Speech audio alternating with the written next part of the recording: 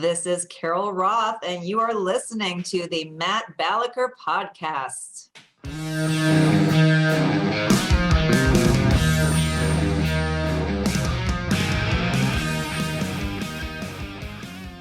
Thank you all for tuning in to the Matt Balaker podcast. Once again, we're joined by our executive producer, our in-house counsel, our resident kickboxing expert, Eric Cervone. How are you doing, Eric? You can't say in-house counsel. I'm not licensed. Eric is not our lawyer, but I'm happy he's here because we have an amazing guest tonight. I've been excited to have her for weeks. She's a proud Chicago native. She's a business consultant, author, entrepreneur. She's a former investment banker and a current small business advocate. She shot down Robert Reich's arguments long before Elon Musk had a Twitter account. She's appeared on MSNBC, CNBC, Fox Business, CNN, and Eric Cervone's podcast. She has a hilarious Instagram account that's not for the prudish. She wrote The War on Small Business and would make The View worth watching if they actually hire her. It is my honor to welcome Carol Roth. Thank you for joining us, Carol.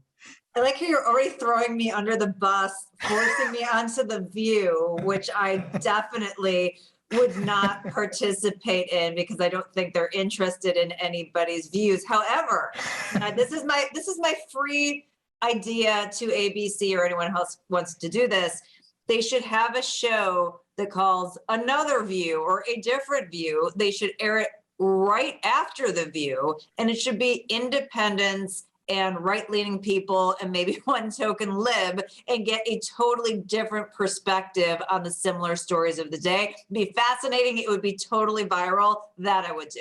A companion piece called More Than One View with Carol Roth. Let's make it happen. So I love your career arc.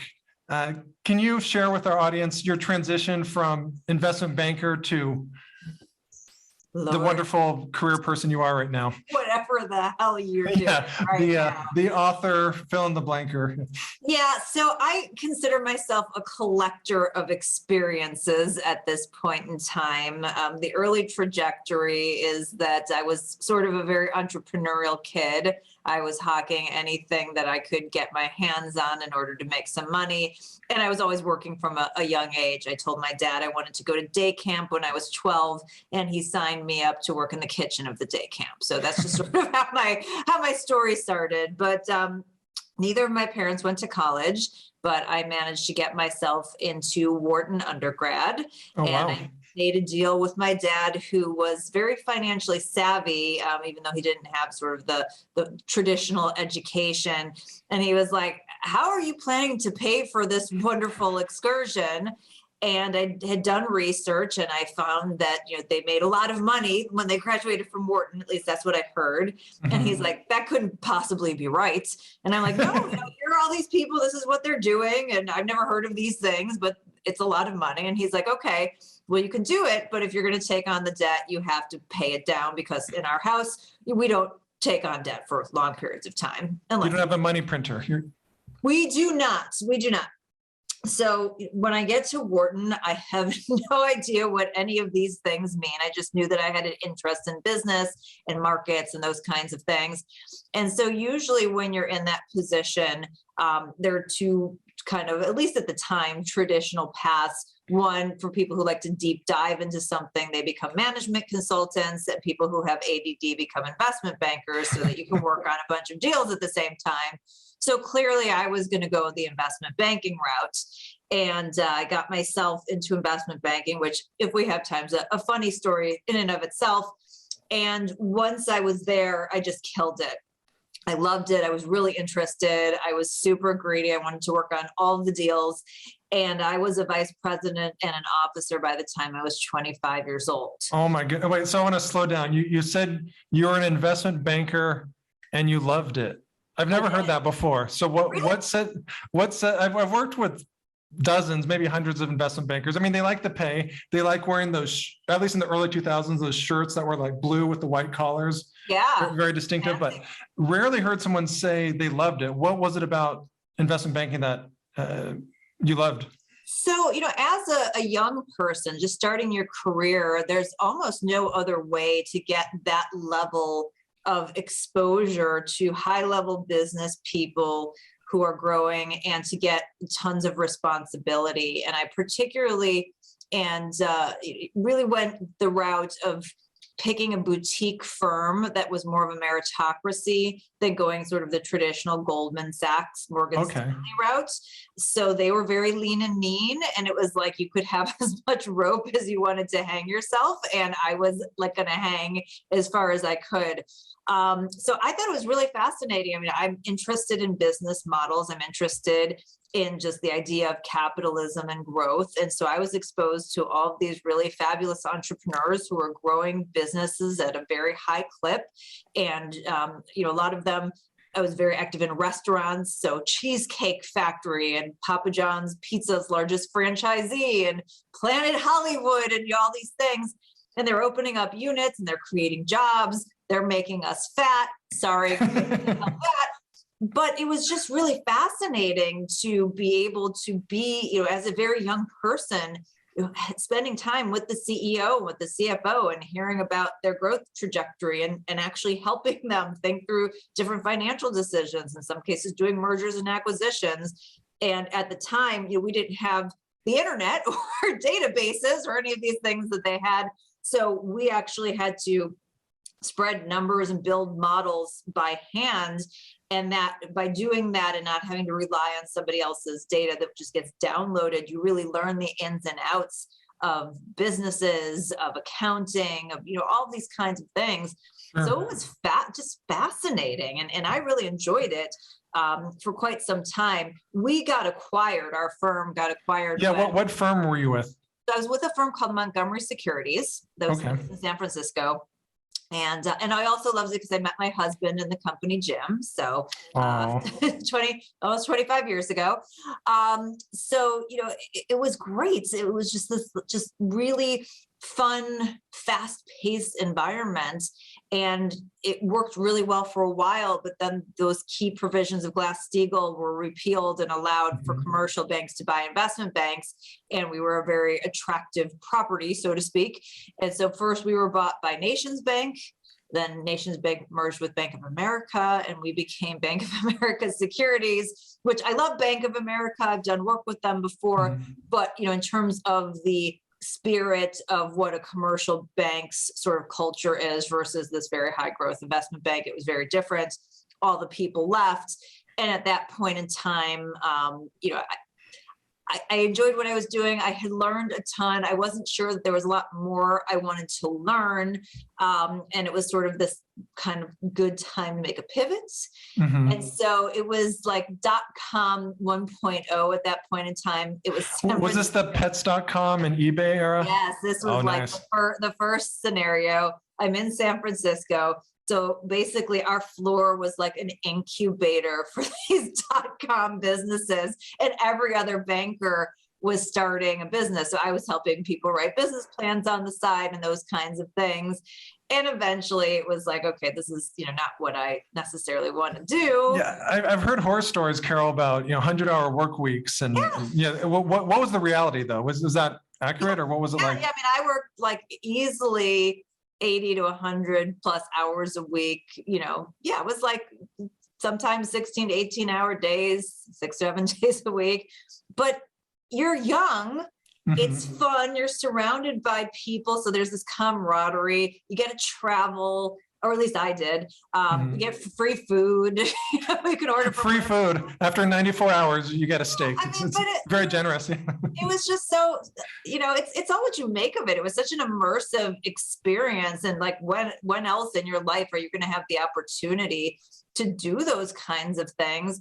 So I enjoyed the work. It was fun and it was fascinating. It's and corporate the thing boot that I don't camp in a understand sense. today, because I like mentor some young folk who are investment bankers now, and I don't understand what they do, because most of the things that I did have been supplanted with technology. So I don't understand how they're still working those hours. I think they're just bad at their jobs. So that could be not my mentees, but the other. Not your mentees, of course. So my mentees are great. You're crushing it in San Francisco. You're a VP by 25. Yeah. But you pivot, you leave. What led to that? So, obviously, this acquisition changed the culture. And then I had some things that were going on personally. So before I came to my job when I was in college, I had a boyfriend who was killed in a car accident. So I was very sort of going through the grieving process. And then my mom was diagnosed with leukemia about a year and a half later, and she passed away in 1998.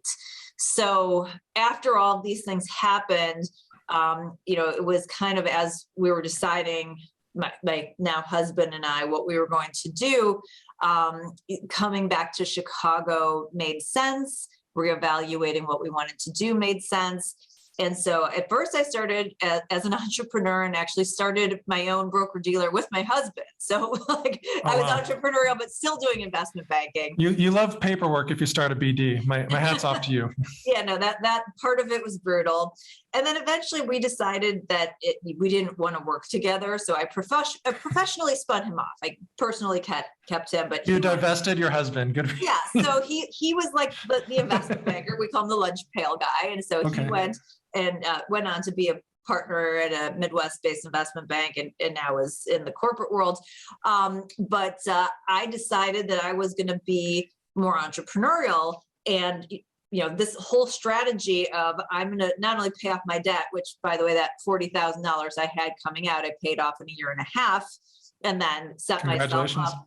Thank you. Set myself up for this financial flexibility that allowed me to kind of explore and do whatever I wanted.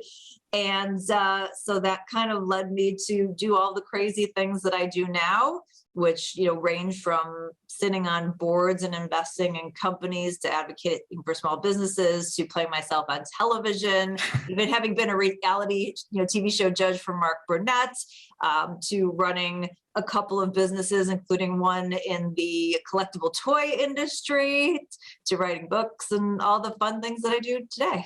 That's remarkable. And you're such a natural on camera. We did some research for this, and you've been on TV for close to a decade now, debating all sorts of people or just discussing. What was that process like? Like, how did you go from being an investment banker to now you're on CNN? So I always wanted to be a game show host, and I always loved television. In fact, if I had come from a wealthy family, and not gone into investment banking, I probably would have gone into TV, probably on the executive side. Price is Right host. I would die to, Drew Carey doesn't want that gig anymore. Like, I will take it any day of the week, but I wanted to be a game show host. I knew that was probably going to be a long shot. They're not a lot of people out casting.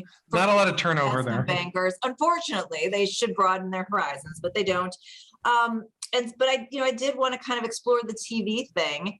And one of the things that when I was in investment banking, I would get a call from small business owners, and they would say, "Can you give us advice?"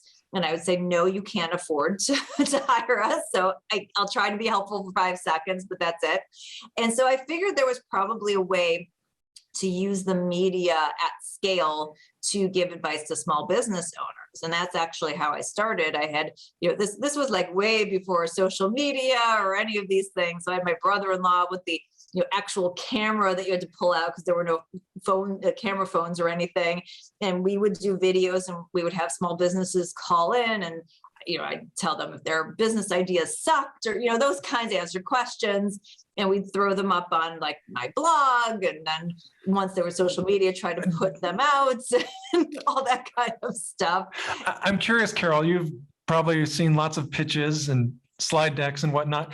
Any businesses that really stick out for you in a bad way? Like not the people, but the model, like we want to do this. I mean, there's like an infinite number of them. I couldn't begin to start telling you, because then it's like, oh wait, no, this one's worse, this one's worse, this one's worse. But here's the thing, is that a lot of times it's not even about the idea, it's about the entrepreneur and what they're willing to do in terms of execution. Because I would argue that Starbucks was a really dumb idea. Sure. At that time, everybody was drinking coffee in their houses, or you could go to your local 7-Eleven and get a cup of coffee. And now you're telling me that you're going to go put like on every corner a coffee house, and they're going to charge at the time $5, but like now like $10 for, a coffee drink. That's a stupid business idea, but the execution of it was phenomenal. And they've actually changed that into creating a new sort of day part and a third place, for a certain period of time. Probably not as much today as before, but the idea is stupid. I mean, bottled water is a stupid idea. Sure. Right? Biggest resource. We're going to charge you for it. But it's more than just the idea. But I do spend a lot of time going, "Don't quit your day job." That was sort of my catchphrase. And I actually did an online little series for CNBC.com that was called "Don't Quit Your Day Job Yet," where we had things like I love that, because there's probably lots of people out there who feel stuck in a day job and they're trapped, and they look at someone like you and they say, "Okay, Carol's made it." What advice do you have to those people? So read my first book, The Entrepreneur Equation, and get a reality check on what it means to be a business owner. Because a lot of times people just really like to do something, or they have sort of visions of creation, or they think they're going to be their own boss. And the reality is that if you run a business, your job is to run a business. It's not to bake cupcakes or make jewelry or those things. Like, that's ancillary to it. And a lot of people don't really want to sign up to long-term run a business. And so they don't spend the time testing it out at a small scale, not spending a lot of money, failing fast, figuring out all those little kinks before they try. So yeah, I would say those are the kinds of things you should do before you fully commit to it. So maybe hold on to a day job for a little bit before jumping ship. So you were educated at Wharton. You learned probably a good deal about big businesses as an investment banker. Now you've gone more the small business route, and you have a couple decades of experience behind you. If you were to go back and teach at Wharton or a school like that, what concepts do you think would be particularly important for students to learn? So I always tell young students who are interested in business that, like, the number one thing that I took away from school was financial accounting. Financial accounting is a discipline that no matter what you're doing, is really important to have. And then also writing. There are so many people who particularly like business or like numbers who are just piss poor writers. And everything is about content these days. And if you're in, something like an investment bank or a management consultancy or whatever it is, you need to be able to communicate and express yourself and write clearly. So, those kinds of core disciplines. I mean, the reality is that going to Wharton, it didn't give me some amazing business education that I couldn't have got somewhere else, to be perfectly. I learned very little about what I applied even in investment banking. Yes, I learned what the stock market was and the difference between equity and debt, and what a basis point was, stuff like that. But really, it was the not building models as an undergrad generally. Well, we did learn how to use Excel, which was a really big thing at the time. So when I started, I at least had, not that my models were really any good, but at least I knew what functions were and knew my way around a spreadsheet. So just those little things, but I learned my work on the job. So, what Wharton gave me was a check mark that said she was good enough to get into Wharton, so you should hire her. She's educated. She's educated. Yes. Carol, I have to ask you about your investment banking days, because Matt and I are both shocked when you say that you enjoyed it. I think because we both washed out of that world. Yeah. When I was at a big law firm, it's a very buttoned down, very waspy, and I came in as this loud Italian kid. I remember one time I got a black eye in jiu-jitsu class the day before, and I walk into work and they're like, "We have a meeting with PNC. You can't be sitting in this client meeting with a black eye." I just knew very early on I didn't fit in. And having a personality, being funny, you're opinionated. I follow you on Twitter. You're one of my favorite Twitter follows as well. I just don't see you fitting into that world. So I did, as I said, I picked more of a boutique meritocracy-based investment bank. Tom Weisel was the CEO, if you're familiar with him at all. Oh, yeah. Yeah, so he's, a former Olympic athlete. He hired a lot of athletes. We sponsored the U.S. Postal Bike Team. We had bikers, hanging around, not those kind of bikers, but actual cyclist bikers like hanging around the office. So it was a very different kind of, everyone was kind of an asshole, but like not an investment banking asshole, kind of like a loud, like, hey, whatever kind of person. And I have no fear and no shame.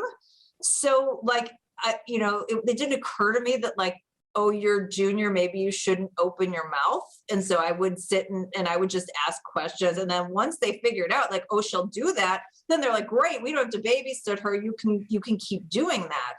And there's an actual story that it stands out to me, which I think maybe explains a little bit. So we had a reunion. This is how much we all love this firm so much. Like we actually had a reunion that the like heads of all the partners put on for us probably like 6 or 7 years ago in San Francisco. And we all got together. It was a big bash. And there were a couple of guys who came up to me who were one sort of class ahead of me. So when I was an analyst, they were associates and so on and so forth. And they said, they're like, we just want to thank you. And I was like, why? And they're like, well, when we would go to the gym, because, we all went to the gym because we were like living there and they had a company gym. And when we all went to the gym, when you were done, you would, funny enough, wear your Blackhawks, like I'm doing today, wear your Blackhawks sweater, was wearing like one of the jerseys afterwards. And we were all like showering and putting our suits back on. And then once you did that and nobody said anything to you, we were like, okay, we can change into our sweats for the night. And, again, we're all getting back at like 7 and then probably working till midnight, 1 or 2. So this was a big deal. But like, it never occurred to me like, well, if I'm doing the work, like, why would I not put my cozy sweats on? But they were like so worried about the rules and the perception that they didn't. So I think the fact that stuff doesn't occur to me as an issue and I don't really care and I'm just going to do it and let the work speak for itself. I had these older guys who were like following my lead and telling me how thankful they were because it like, kind of changed their whole work dynamic for them. Well, I think you're cut out for it. That reminded me of, about 15, 16 years ago, my now wife, when we were dating, I took her to I was a hedge fund analyst and we went to an investment banking conference in San Francisco. And I don't think I've ever seen her more scared. She was the only female, probably the only one under 30 at the time. And she never asked to go to another one again. So I think she well, I'm also picked a different path. That was better for her. Son, so that sort of explains things. I've always been raised like, to hang with the guys. I'm really interested in sports, banking, media, all these things are very male dominated. That's never been an issue for me. So, and I also don't walk through life like considering myself like via gender. I'm just a person. So like it never sort of occurred to me that was like a thing until I got on social media and people started making it a thing. So everything's not about your gender? No, it's wow. Enough. Yeah, it's just I'm just a person. And I tell this actually to female entrepreneurs all the time. They'll be like, well, as a female entrepreneur, like, what do you think I should be doing? And it's like, well, I think you should stop referring to yourself as a female entrepreneur first and foremost. And you should just say that you're an entrepreneur because they literally come at it from this lens. Like I could only do this because I'm a female entrepreneur. And it's like, no, you're just an entrepreneur. As a human animal, how should I go about this? So it's unfortunate that that's, become a thing. But I was not raised that way. So again, these things don't occur to me until people start making a big deal and go, oh, okay, that's, I guess is a thing. So sure. Well, I want to talk about The War on Small Business. Great read. Eric has the hard, I have the Kindle version, but we're both fans. What motivated you to write this, Carol? So being asked to. That's one way to do it, I guess. Sitting at home during COVID, and HarperCollins approached me, and it was pretty clear that it was going to be an unusual set of economic circumstances. And they wanted somebody who had actual economic chops to be able to follow and break down what was going on. And like an idiot, I'm like, oh yeah, that sounds like fun. Not realizing what a Herculean task this was going to be. Because, I was still like on like, oh, we're just going to have, we're just slowing the spread here. Like, we're going to be out of this thing soon. It's 8 more days. We'll flatten the curve. I'm looking forward to that. Just a few more days.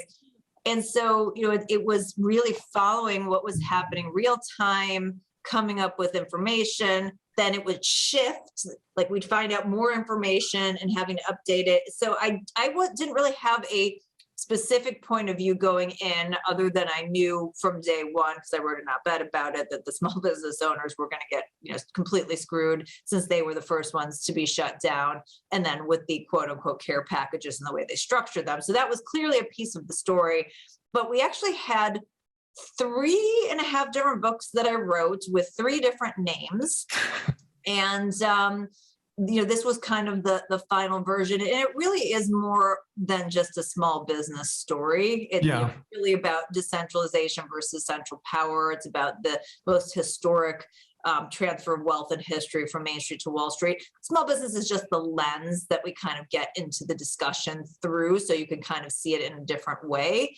So that was the idea. So that's what I did during COVID. Hey, you're making the world a better place. One chapter in particular I'd like to dive into a little bit, and there's a line you wrote: cronyism, or talking about cronyism is to capitalism as capitalism is to, or I'm butchering it, but it's something that you compare.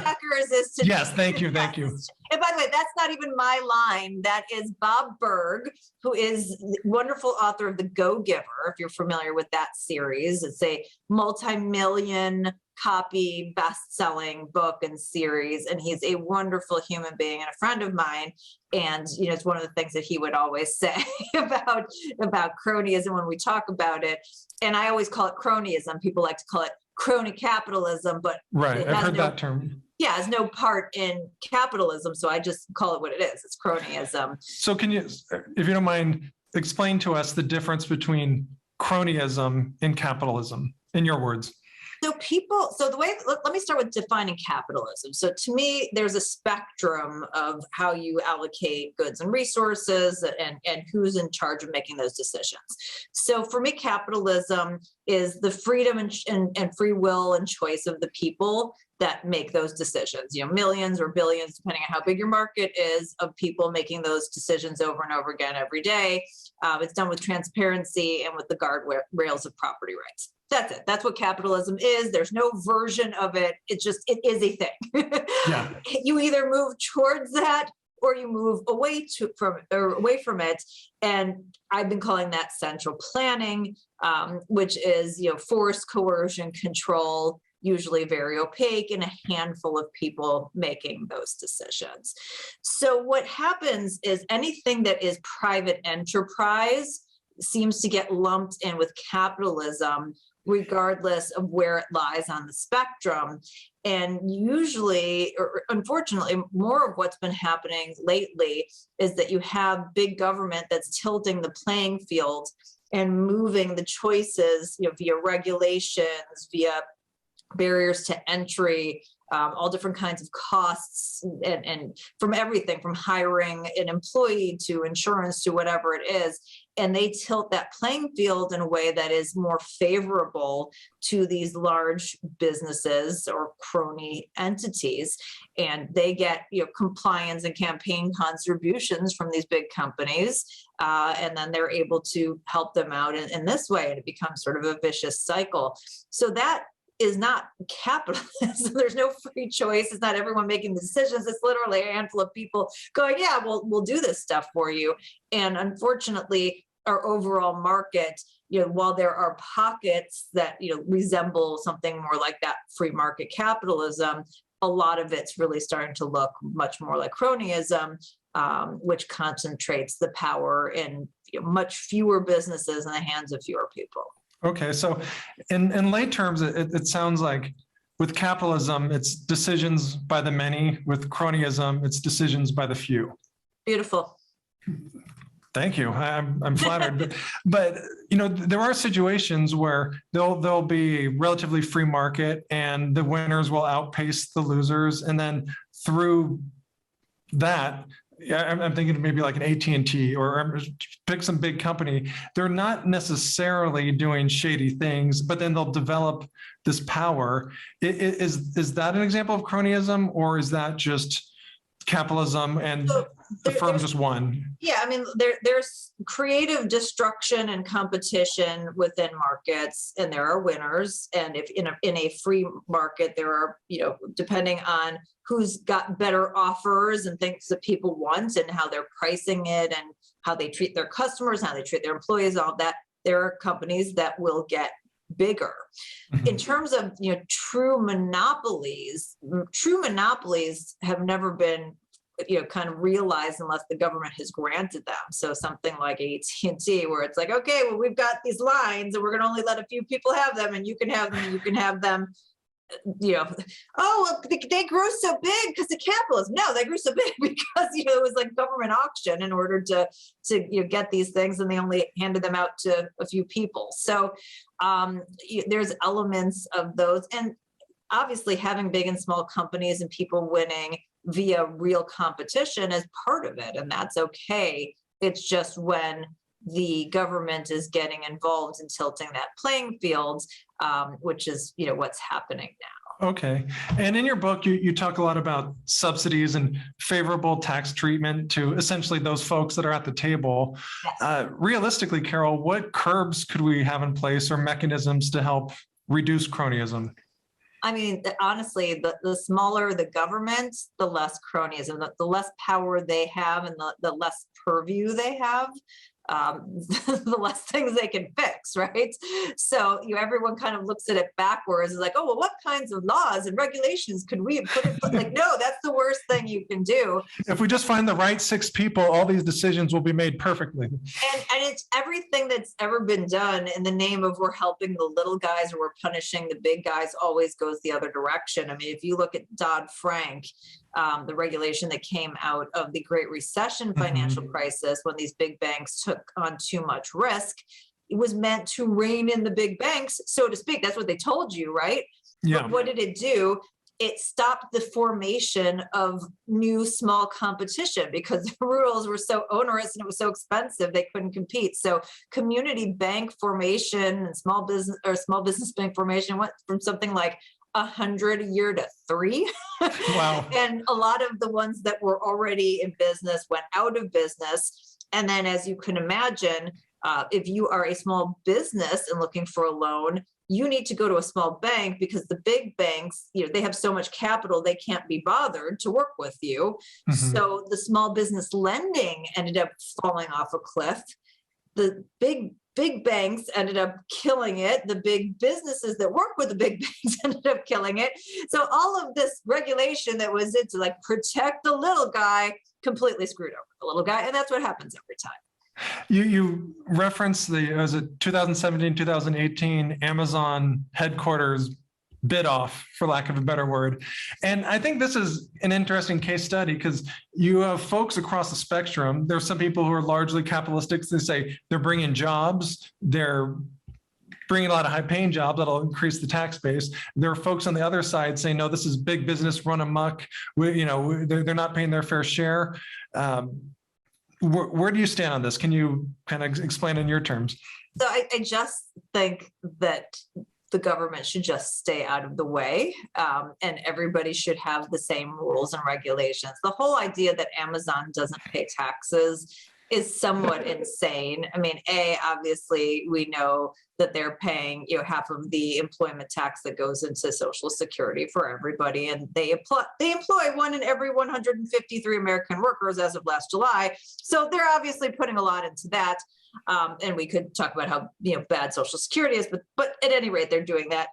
And then when you talk about like they don't pay taxes, most people don't understand like an income statement or any of the tax codes, and I'm not sure what things that they're doing that you'd want to take away.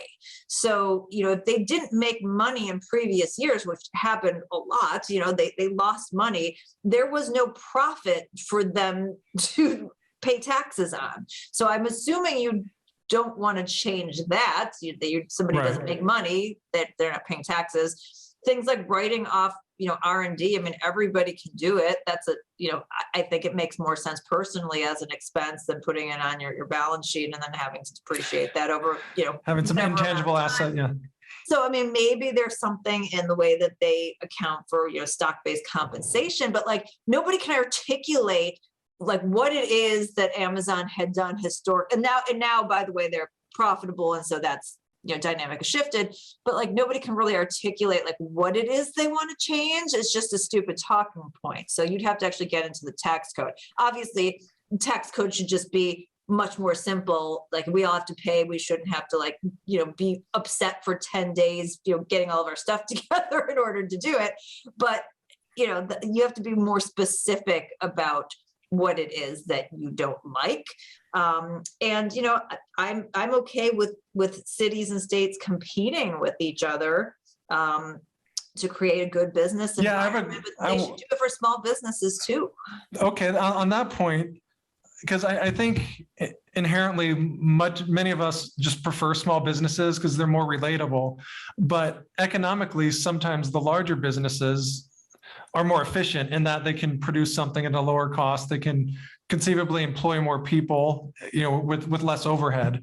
And so is that kind of playing favorites too? If we say, all right, we're looking out for small business at the expense of the big guys, or am I wrong? Why not just make it the same for everybody? Why just not make it a good business environment for everyone? I don't understand. Like if this is an incentive that is going to create economic prosperity, then make it available to everybody and create more economic prosperity. So that's, just do it or don't do it.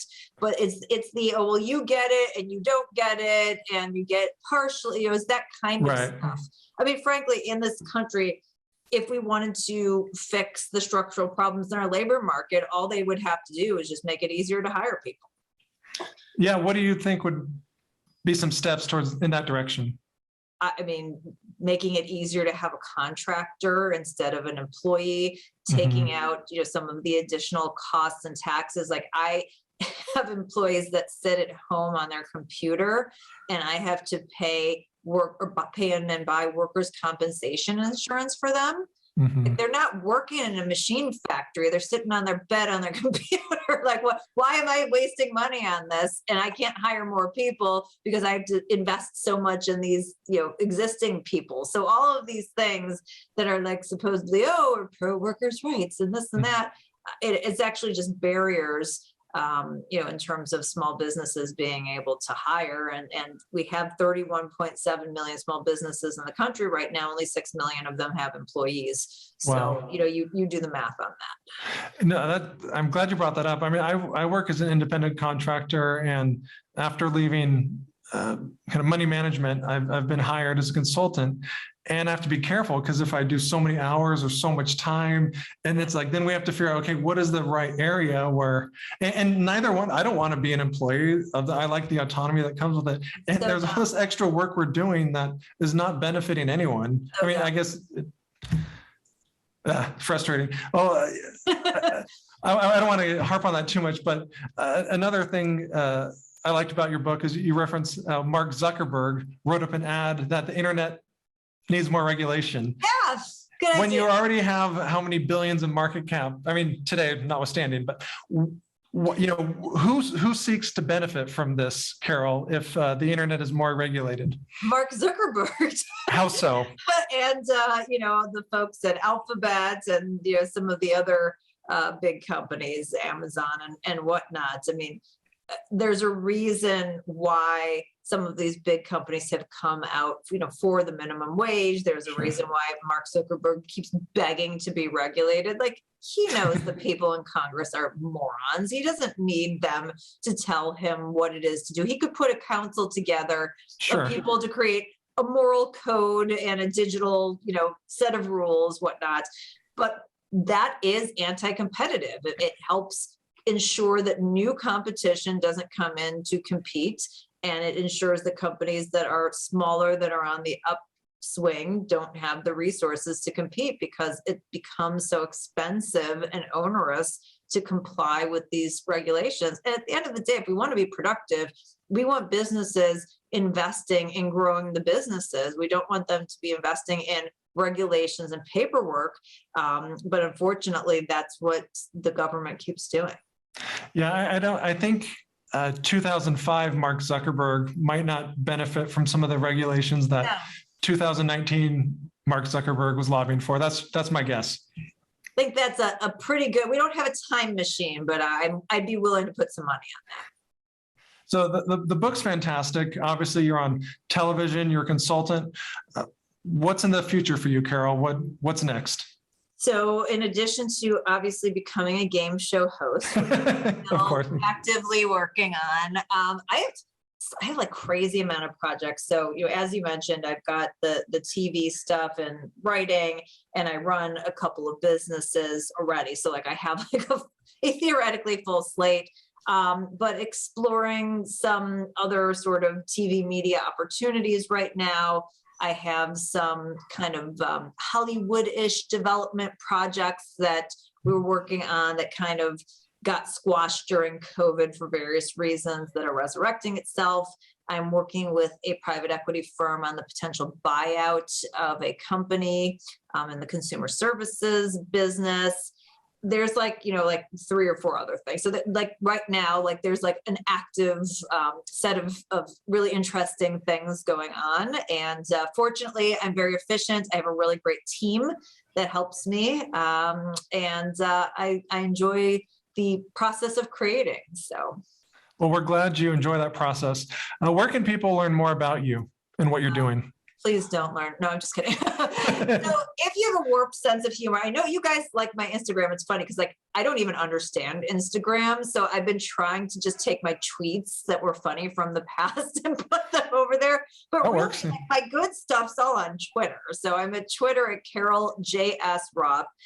It's not for those who don't have a good sense of humor. So like if you're not slightly warped, like don't follow me. You won't get it. That's like really the primary place. As you mentioned, I'm also Carol JS Roth on Instagram once in a while. Yeah, I don't really get it, but I put a few things there. I've got a website at carolroth.com that's from like 2002, I think, but like you can get in contact with me there. And yeah, on your TVs and radio waves and podcasts and, wherever else. Well, the book is The War on Small Business. Be sure to check it out. Carol Roth, thank you so much for joining us. Really appreciate it. Thank you so much for having me.